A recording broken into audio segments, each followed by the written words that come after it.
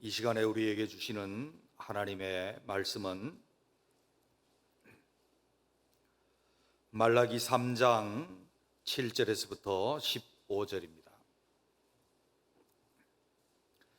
말라기 3장 7절에서부터 15절입니다. 제가 봉독합니다. 만군의 여호와가 이르노라. 너희 조상들의 날로부터 너희가 나의 규례를 떠나 지키지 아니하였도다. 그런즉 내게로 돌아오라. 그리하면 나도 너희에게로 돌아가리라 하였더니 너희가 이르기를 우리가 어떻게 하여야 돌아가리까 하는도다. 사람이 어찌 하나님의 것을 도둑질하겠느냐. 그러나 너희는 나의 것을 도둑질하고도 말하기를 우리가 어떻게 주의 것을 도둑질하였나이까 하는도다. 이는 곧 11조와 봉헌물이라. 너희 곧 온 나라가 나의 것을 도둑질하였으므로 너희가 저주를 받았느니라. 만군의 여호와가 이르노라. 너희의 온전한 11조를 창고에 들여 나의 집에 양식이 있게 하고 그것으로 나를 시험하여 내가 하늘문을 열고 너희에게 복을 쌓을 곳이 없도록 붙지 아니하나 보라. 만군의 여호와가 이르노라. 내가 너희를 위하여 메뚜기를 금하여 너희 토지 소산을 먹어 없애지 못하게 하며 너희 밭에 포도나무 열매가 기한 전에 떨어지지 않게 하리니 너희 땅이 아름다워짐으로 모든 이방인들이 너희를 복되다 하리라. 만군의 여호와의 말이니라. 여호와가 이르노라. 너희가 완악한 말로 나를 대적하고도 이르기를 우리가 무슨 말로 주를 대적하였나이까 하는도다. 이는 너희가 말하기를 하나님을 섬기는 것이 헛되니 만군의 여호와 앞에서 그의 명령을 지키며 슬프게 행하는 것이 무엇이 유익하리요. 지금 우리는 교만한 자가 복되다 하며 악을 행하는 자가 번성하며 하나님을 시험하는 자가 화를 면한다 하노라 함이라. 아멘. 할렐루야. 한 주간도 주 안에서 주님의 은혜 가운데 지내셨습니까? 아멘. 세상 사람들은 그들이 강대하든지 부요하든지 어차피 하나님의 심판 가운데 들 바벨론입니다. 구약에 있어서 바벨론은 이스라엘을 침공하고 이스라엘을 멸망시킨 세상적으로 보면 위대하고 강한 힘을 가지고 남의 것을 약탈한 부강한 나라였습니다. 그러나 하나님 보실 때는 심판이 예고된 나라이기 때문에 그들의 강함도 그들의 부함도 진정한 복일 수 없었습니다. 신약에 있어서 세상 나라를 바벨론으로 지칭하고 있고 그것은 요한계시록의 18장에 나타난 무너질 큰 바벨론 성입니다. 그들은 강대하고 부요하고 수많은 배들과 상업이 발달한 그러한 나라이지만 하나님의 심판이 어차피 예고되어 있고 멸망할 세상 나라이기 때문에 그들의 부요함과 그들의 복은 그들에게 가지고 있는 강함은 진정한 복일 수 없습니다. 세상이 어찌하여든지 간에 하나님의 나라 백성들은 하나님께로 돌아와서 하나님의 나라 속에 사는 것이 진정한 축복의 비결인 줄로 믿습니다. 이스라엘 가운데 하나님이 함께 하실 때 그들은 모든 대적을 물리쳤고 하나님께서 복을 주셔서 광야에서도 먹을 것 떨어지지 아니하고 옷도 헤어지지 아니하였습니다. 광야에서 물도 났고 그들에게 필요한 만나와 메추라기도 하나님께서 주셨습니다. 이것은 하나님께서 오늘날도 우리에게 하나님의 나라가 이루어지고 하나님이 우리와 함께 계실 때 일어나는 일들이라고 하는 것입니다. 하나님을 떠날 때에 하나님께서 그들을 바벨론 포로가 되게 하셨고 광야로 가서 거친 광야에서 타일러서 다시 돌아오게 하시는 역사를 하나님께서 펼치셨습니다. 오늘 본문 말라기는 구약 성경 가장 나중에 쓰여진 성경이고 가장 나중에 배치되어져 있습니다. 학계, 스가랴, 말라기는 포로 귀환된 뒤에 쓰여졌던 성경입니다.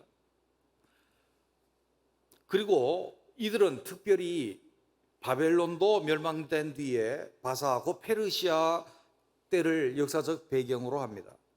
말라기의 정확한 연대를 우리는 알 수 없으나 추정할 수 있습니다. 학계의 역사로 말미암아 성전이 완공되어지고 그 성전이 완공되어진 성경을 바탕으로 말라기가 쓰여지고 있기 때문에 학계 느헤미야 이후에 쓰여진 성경임에 틀림이 없습니다. 또 말라기는 이방인들과 통혼하는 문제, 이혼 문제, 제사장의 타락, 11조 문제 등을 다루고 있으므로 그때 당시 시대상을 우리에게 보여주고 있습니다. 즉 말라기가 쓰여지던 시대는 그들이 바벨론 포로 되었었던 데서 바사 때에 하나님의 은혜로 말미암아 하나님의 약속대로 예루살렘에 돌아와서 성전이 건축되고 예루살렘 성벽이 건축되고 하나님의 나라가 다시 재건되어야 하는데 그들은 돌아와서 뜨뜻미지근했고 학계를 통해서 재건되어지고 느헤미야를 통해서 성벽이 다시 증축되어지고 했음에도 불구하고 그들의 신앙은 여전히 하나님을 모시고 살아가는 하나님의 나라가 아니었습니다. 그들은 여전히 이방의 풍습 속에 살고 있었고 철저하게 말씀의 원리대로 살지도 못했고 하나님 앞에 제대로 하나님을 섬기지도 못했습니다. 그래서 오늘 본문 말씀해 보게 되면 너희가 저주를 받았느니라. 여전히 하나님의 복 속에 있지 못한 그들임을 나타내주고 있습니다.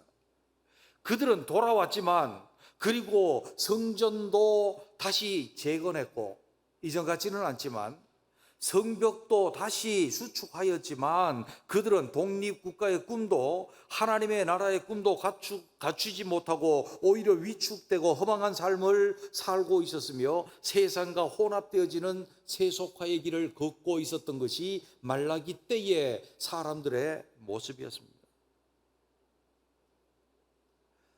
팔을 늘어뜨리고 세속화되어지고 하나님의 나라의 꿈도 희미해져갈 그때에 말라기 선지자 곧 나의 사자라고 이름 지어진 말라기 선지자를 통해서 하나님께서는 그들에게 돌아올 것을 촉구합니다.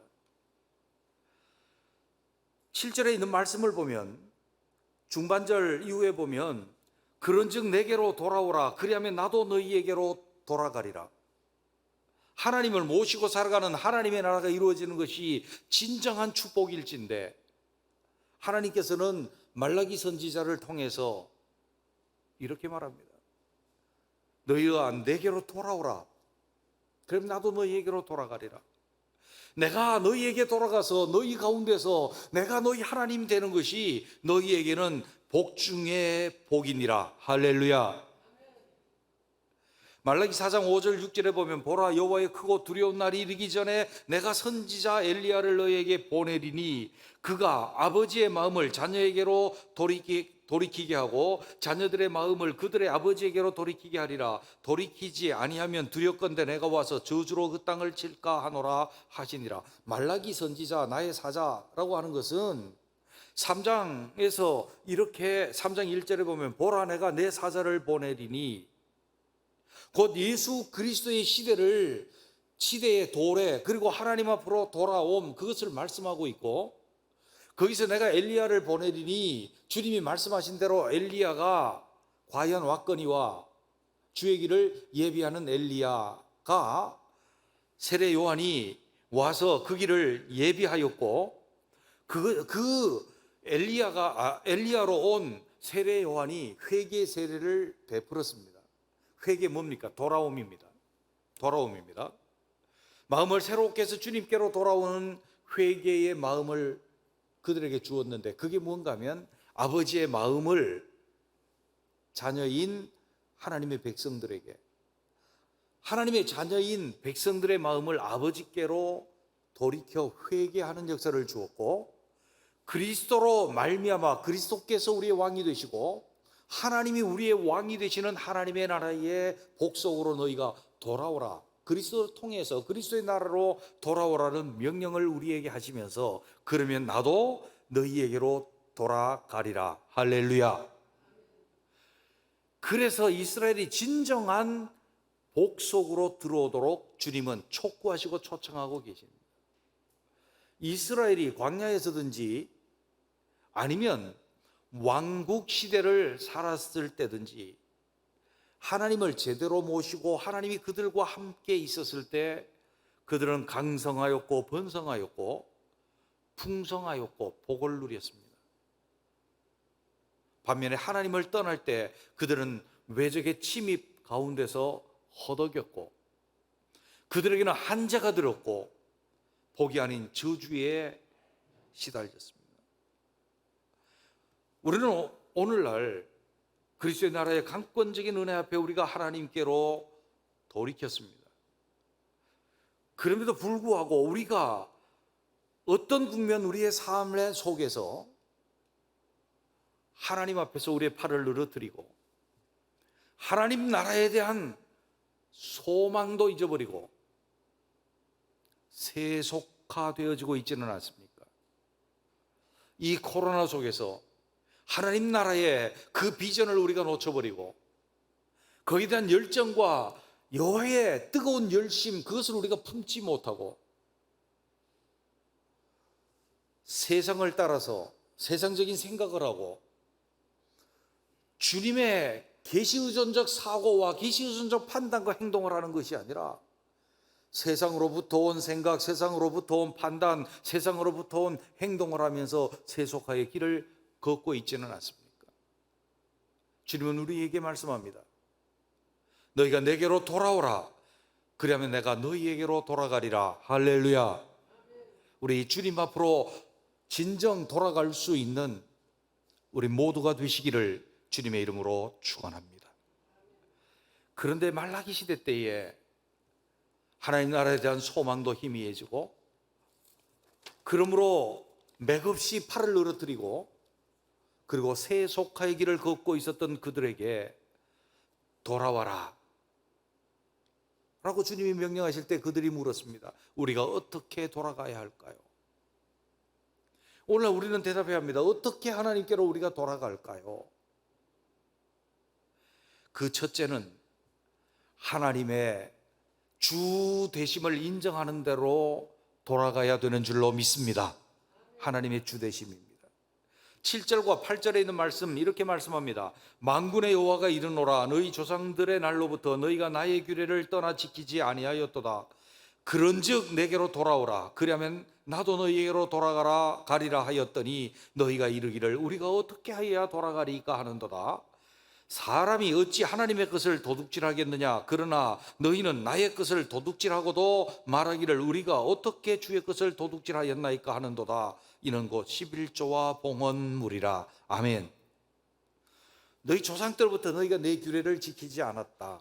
규례를 지키지 아니한 것을 주를 떠난 것이라고 말합니다. 하나님을 떠났다.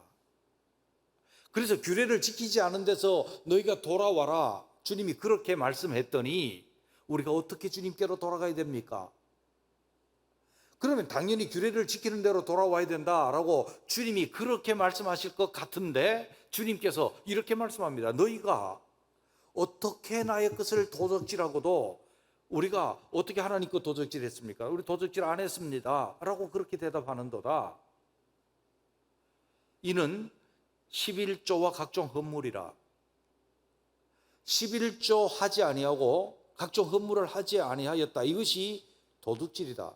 이것을 도둑질한 데서 돌아와라 라고 그렇게 말씀을 하시는 거예요.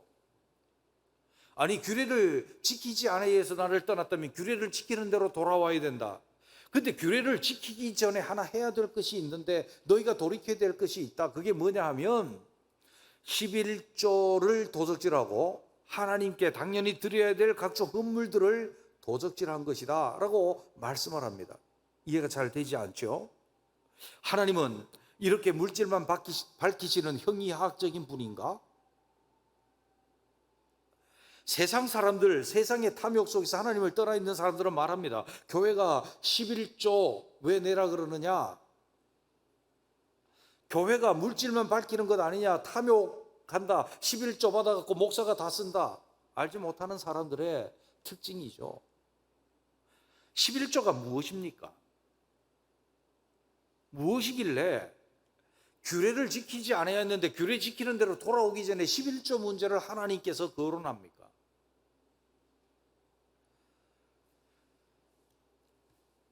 11조가 성경에 가장 먼저 나온 것은 아브라함이 그돌라오멜과 그 동맹군을 격파하고 롯을, 그리고 빼앗겼던 것들, 소돔 땅에 있어서 노략당했던 것을 찾아옵니다. 그때 족보도 없고 시작도 없고 끝도 없는 하나님의 지극히 높으신 제사장 멜기세덱, 곧 예수 그리스도, 의의 왕 멜기세덱, 살렘 왕, 평강의 왕 멜기세덱, 하나님의 지극히 높으신 제사장 멜기세덱, 곧 예수 그리스도를 예표하는, 히브리서에서 그렇게 말씀하죠. 예표하는 멜기세덱이 왔을 때, 멜기세덱이 아브라함을 축복합니다. 지극히 높으신 하나님이여 아브라함에게 복을 주시옵소서 축복합니다. 그때 멜기세덱이 그가 얻은 것에서 10분의 1을 드렸더라, 멜기세덱에게 드렸더라 라고 그렇게 표현을 합니다. 그 고백이 어떤 고백입니까? 이 전쟁 나의 것이 아닙니다라고 하는 고백입니다.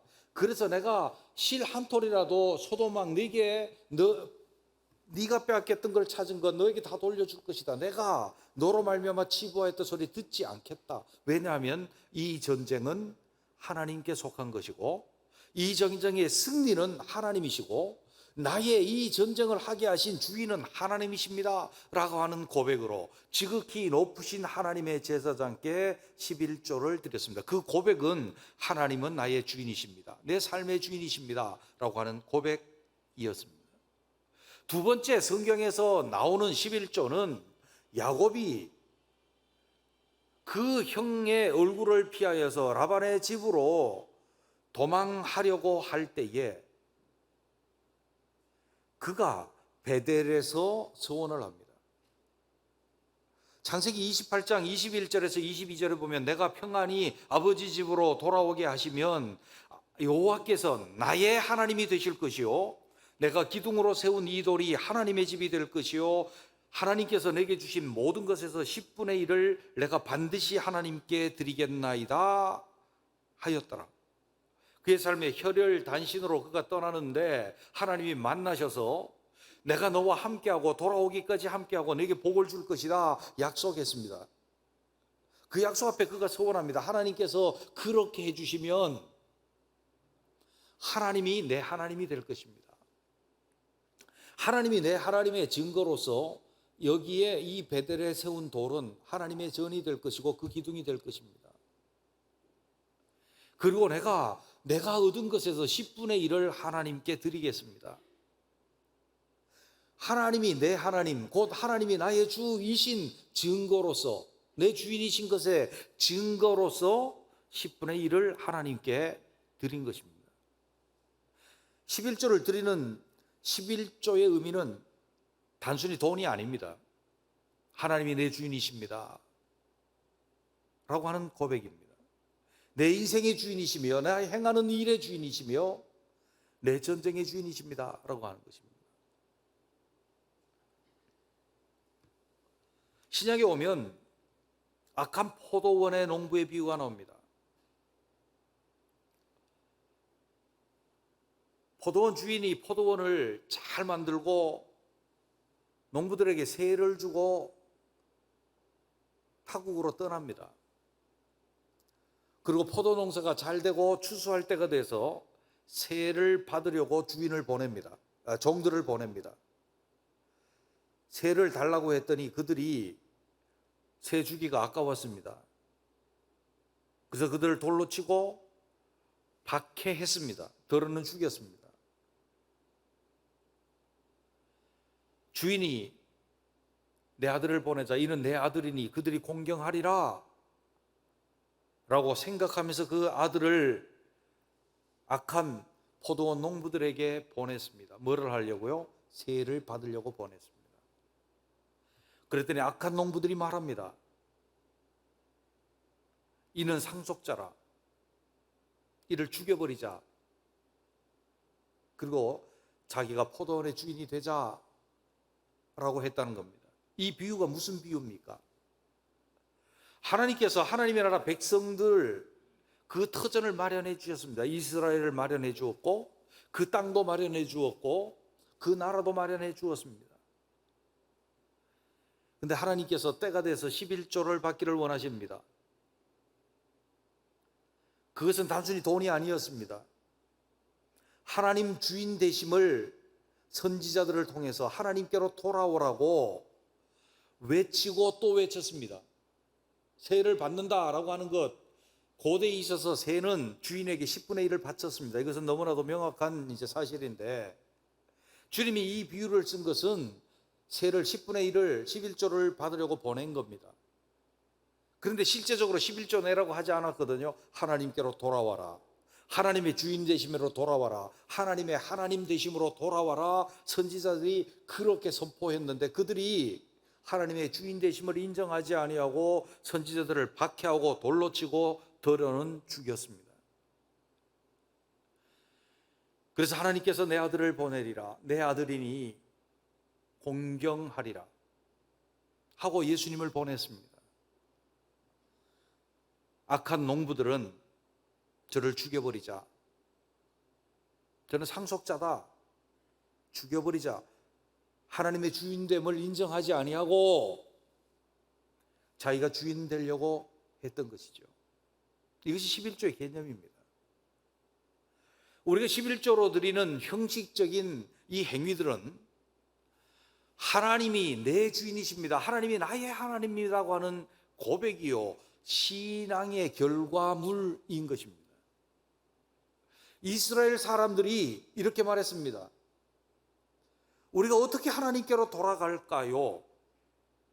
11조 도적질한 데서부터 돌이키고 돌아와라. 이것은 하나님이 내 주인이십니다라고 하는 고백의 결과물을 내놔봐라는 거예요.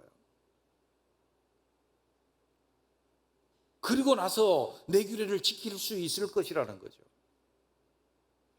하나님의 하나님 되심을, 내 주인 되심을, 내 인생의 주인 되심을 인정하지 아니하는 자가 규례를 지키는 것은 외식하는 것입니다. 하나님의 내 하나님 되심을 인정하는 그 자가 하나님의 규례를 진정 지킬 수 있고 하나님의 나라로 돌아올 수 있고 하나님을 모시고 살아감으로 모든 저주를 복으로 바꾸고 모든 죄의 결과에 있어서 치료함을 받고 기뻐 뛸 수 있는 자가 될 수 있다는 것이죠. 우리는 오늘 주님께서 우리에게 팔을 늘어뜨리고 하나님 나라에 대한 소망을 접고 세속화의 길을 가고 있다라고 한다면 우리가 생각해야 합니다. 너희는 내게로 돌아오라. 그리하면 내가 너희에게로 돌아가리라. 어디에서 돌아갈까요? 어떻게 돌아갈까요? 하나님이 내 인생의 주인입니다. 내 생명의 주인이요, 내 하는 일의 주인이요, 내 살아있는 인생의 주인이요, 내 가족의 주인이요, 내 모든 삶의 주인이십니다라고 하는 그 고백으로 돌아올 수 있는 우리 모두가 되시기를 주님의 이름으로 축원합니다. 우린 돌아와야 합니다. 주님이 말합니다. 너희가 내게로 돌아오라. 그러면 내가 너희에게로 돌아가리라. 여러분, 우리는 주 예수 그리스도를 처음 만나고 구원받았을 때 분명하게 고백했습니다. 하나님, 저희 주인은 주님이십니다. 내 생명도 주의 것입니다. 내 남은 생애와 내 모든 삶도 주님의 것입니다. 주여 주의 뜻대로 이끄소서. 이것이 우리 구원받았을 때 우리 모두의 고백이었다고 한다면 오늘날 우리는 내 인생은 나의 것이라고, 내가 설계하고 내가 꾀를 부리고 내가 만들어 가려고 하나님을 배제하고 내가 주인 되려고 하지는 않았는지 생각해 보시기를 바랍니다. 우리가 11조를 드리되 요식적인 행위로, 때로는 주술적인 행위로 드리는 자가 아니라 하나님이 내 주님입니다 라고 하는 신앙의 결과물로 하나님께 드리고 하나님께서 우리 가운데 돌아오심으로 진정 모든 저주를 물리치는 하나님의 나라를 이루는 복이 있는 우리가 되시기를 주님의 이름으로 축원합니다. 두 번째로 보면 주님께서 돌아오라 라고 했던 것이 무엇입니까? 제대로 된 복으로 돌아오라 라고 하는 것입니다. 13절에서부터 15절에 이렇게 말씀합니다. 여호와가 이르노라 너희가 완악한 말로 나를 대적하고도 이르기를 우리가 무슨 말로 주를 대적하였나이까 하는도다. 이는 너희가 말하기를 하나님을 섬기는 것이 헛되니 만군의 여호와 앞에서 그의 명령을 지키며 슬프게 행하는 것이 무엇이 유익하리요. 지금 우리는 교만한 자가 복되다 하며 악을 행하는 자가 번성하며 하나님을 시험하는 자가 화를 면한다 하노라 함이라. 주님께서 이제 우리가 어떻게 돌아가야 하리까 했을 때 처음에 11조와 각종 헌물을 도둑질한 데서 돌아와라. 두 번째, 너희가 악한 말로 나를 대적하는 데서 돌아오라. 근데 그 악한 말이 무엇입니까? 그들이 말을 합니다. 우리가 무슨 말로 주를 대적하였나이까? 근데 주님은 이렇게 말씀합니다. 너희가 말하기를 하나님 섬기는 것이 헛되다. 만군의 여호와 앞에서 그 명령을 지키면서 잘못한 것 슬프게 애통하는 것이 무슨 유익이 있습니까? 그거 아무 소용없습니다. 우리 가운데 교만한 자가, 하나님 없이 교만하게 사는 자가 복이 있고 많은 것을 누리며 삽니다. 하나님을 시험하는 자가 화를 당하지도 않습니다. 우리는 그렇게 알고 있고 그렇게 말할 수밖에 없습니다. 하고 그렇게 말하며 다니는 거예요. 이게 하나님을 대적한 거래요. 여기에서부터 돌아오라는 거예요. 그들이 지금 복을 생각하고 있는 거예요. 교만한 자가 복되다. 하나님 앞에서 교만하고 마구 취해서 복되게 사는 그들을 하나님이 벌하시지도 않는 것 보니까 하나님이 안 계시는가 보다. 우리가 하나님 섬기고 하나님 앞에서 경건을 위해서 애통하는 것 아무 소용없는 짓이야. 세속화되어지고 세속화된 복을 쫓아가고 그 완고한 생각을 가지고 말하는 것, 그것을 말로 하나님을 대적한 것이라고 말을 하죠. 이 근본에는 무엇이 있습니까? 무엇이 복인지 알지 못하는 거예요. 세상 따라가서 먹을 것 많이 있고 쓸 것 많이 있고 강한 힘을 가지고 건강하면 하나님 없이도 나는 그렇게 할 수 있다. 교만한 자가 복되도다. 그 생각을 하고 있다는 거예요. 세속합니다. 서론에서 말씀드렸죠. 세상 바벨론 큰 성입니다. 강하고 큰 성입니다. 바다에 수많은 상인들이 화물을 싣고 유통하고 있는 부를 축적한 나라입니다. 그게 세상 나라입니다. 그게 복입니까? 주님이 말씀합니다. 무너졌도다 무너졌도다 큰 성 바벨론이여, 내 백성아 그들의 죄에 참여하지 말고 그들의 받을 재앙을 받지 말지어다. 그들의 죄에 참여하지 말고 거기서 나와라. 왜? 그것은 복이 아니고 저주요 심판이기 때문이라고 말씀하고 있습니다. 오늘 우리 시대에 그리스도인들에게 주님 말씀합니다.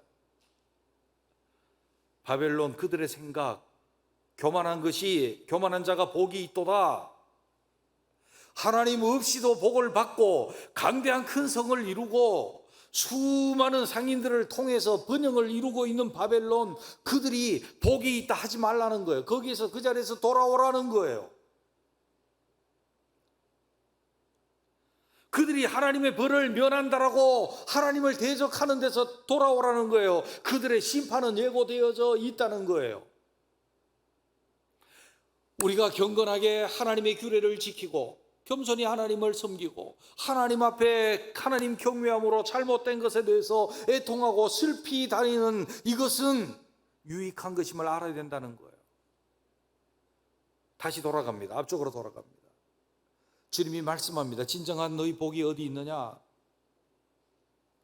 10절 만군의 여호와가 이르노라 너희의 온전한 11조를 창고에 들여 나의 집 위에 양식이 있게 하고 그것으로 나를 시험하여 내가 하늘 문을 열고 너희에게 복을 쌓을 곳이 없도록 붙지 아니하나 보라. 무슨 말씀입니까? 너희 11조를 창고에 들여라고 하는 말씀은 단순하게 돈을 드리라는 말씀이 아니라는 것을 아까 말씀을 드렸죠. 그것은 하나님이 정말 내 주인이십니다. 내 인생 전부의 주인인 거예요. 내 생명의 주인인 거예요. 그것으로 돌아오라는 거예요. 그래서 그 표시로서 11조를 하나님 앞에 해보라는 거예요. 그랬더니 하나님께서 말씀합니다. 너희 복이 교만한 데 있는 것이 아니고 내가 하늘 문을 열고 너희 복이 쌓을 곳이 없도록 붙는지 그렇지 않은지 한번 시험해봐라. 붙겠다라고 하는 강조의 말씀이에요. 하나님이 진정 우리의 주님 되심을 우리가 확인하고 그렇게 살아가고 하나님 나라가 우리에게 이루어질 때에 뭐가요? 돈이 아니고 복이 쌓을 곳 없는 거예요. 쌓을 곳 없으면 어떻게 돼요? 나를 위해서 일용할 양식을 가지고 쓰고 남아서 비축할 때도 없는 거예요. 비축해야 될 필요도 없고 비축할 것도 없는 거예요. 비축할 필요도 없는 거예요. 그 다음에는 뭐예요? 복의 근원, 복의 통로, 다른 사람의 공급자 되어지는 하나님 나라 백성으로서의 역할을 감당하게 되는 거죠. 다른 사람에게 나눠주고 펼쳐주고 다른 사람의 공급자. 그것이 영적인 복이든지 물질의 복이든지 다른 어떤 복이든지 그것이 우리에게 차고 넘쳐서 다른 사람에게로 넘어가게 되어지는 하나님 나라의 역사가 일어나게 되는 것, 이것이 진정한 복인 줄로 믿습니다. 주님께서 말씀합니다. 어떻게 너희 창고가 가득히 넘치겠느냐? 내가 메뚜기를 금하여 너희 소산을 먹어치우지 못하게 하겠다. 우리 눈에 선하게 들어오지 않습니다. 우리나라에는 그런 메뚜기가 없으니까. 역시 여러분 자연 다큐멘터리를 보신 적이 있습니까? 메뚜기 떼를요. 하늘에 빛이 보이지 않을 정도로 수많은 메뚜기 떼가 옵니다. 요즘에 아프리카서부터 그 메뚜기 떼가 이쪽으로 이동한다라고 하는 것을 봤습니다. 기근이 옵니다. 메뚜기 떼가 오면 푸른 것은 다 먹어치워 버립니다. 저는 메뚜기 떼 오면 살충제 뿌리면 되지 뭐 이런 생각했거든요. 근데 하늘을 덮을 정도로 어마어마한 떼가 몰려다닙니다. 왔다 그러면 다 망가뜨려지는 거죠. 농사 지었어요. 채소밭 푸르게 잘 가꿔놨어요. 곡식 잘 가꿔놨습니다. 좀 있으면 추수할 때가 됐어요. 근데 나와 관계없이 나의 과실이나 나의 책임 이런 것도 없이 갑자기 어디에서 메뚜기 떼가 몰려와서 내 모든 것을 싹 쓸어버렸습니다. 천재지변에 준하는 재앙이 닥친 거예요.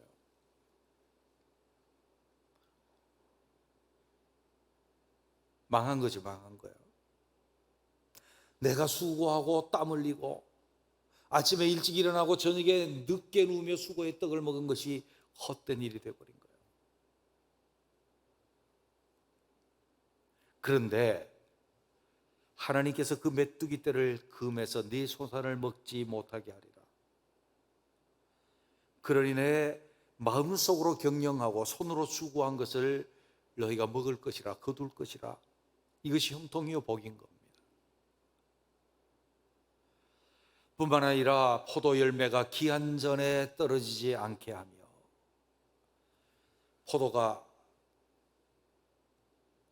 봄에 꽃이 피고 전지하고 잘 가꾸어서 포도가 달립니다. 여름 되면 파란 포도가 주렁주렁 달리고 점점 익어가죠. 조금 있으면 포도를 따겠구나. 얼마나 탐스럽습니까? 여러분 보셨습니까? 정말 탐스럽습니다. 근데 한 2주만 있으면 따야지 있겠다 싶었는데 무슨 병이 들었는지 포도 열매가 기한 전에 다 떨어져 버립니다.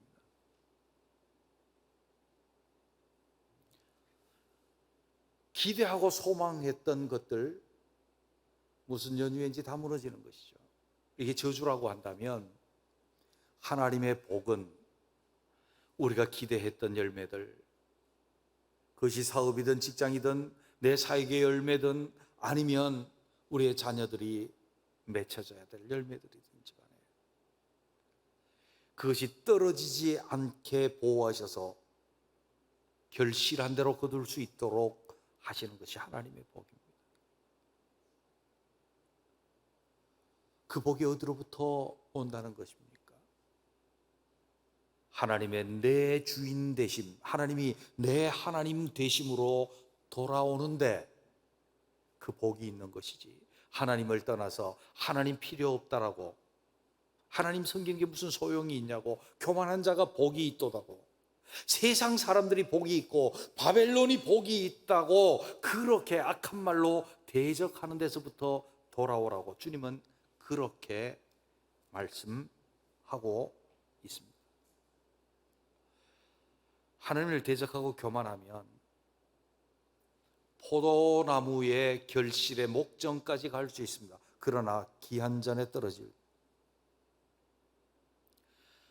소산의 푸름을 볼 수 있습니다.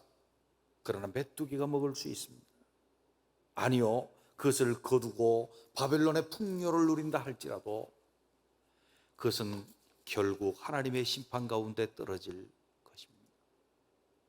우리의 진정한 복이 어디인지,